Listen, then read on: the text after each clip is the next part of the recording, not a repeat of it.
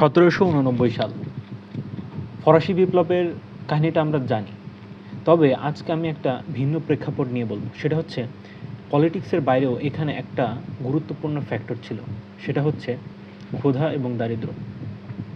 যখন রানী অ্যান্টোনেট বললেন let them it the cake, তখন এটা সাধারণ জনগণের হৃদয়ে বিস্ফোরণ ঘটালো। কেন? কারণ যখন তারা খাওয়ার জন্য রুটি পাচ্ছিল না, তখন রানী অবহেলায় কি বললেন? Let them it the cake. তারা কেক কেন খাচ্ছে না?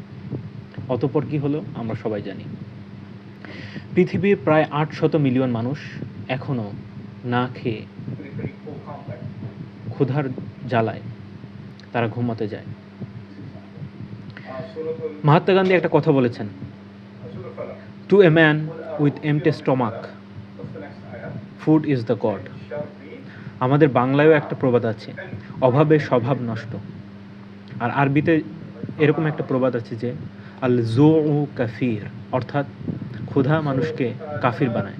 এর মর্ম হচ্ছে একজন ক্ষুধার্ত মানুষের কাছে নীতি নৈতিকতার সময় কম।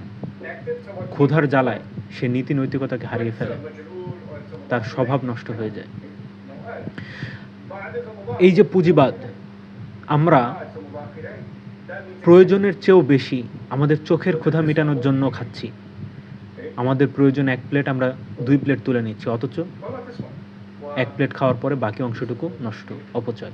অথচ পৃথিবীর এমন বিভিন্ন অংশ আছে যেখানে মানুষ না খেয়ে আমাদের অপচয়ের জন্য তাদের যে রিজিকের অংশটুকু আমরা অপচয় করছি। আসুন আমরা সচেতন হই, আমাদের যতটুকু প্রয়োজন ততটুকু নেই। আমাদের চোখের ক্ষুধাটাকে আমরা না মেটাই, আমাদের পেটের ক্ষুধাটা আমরা মেটাই। ধন্যবাদ।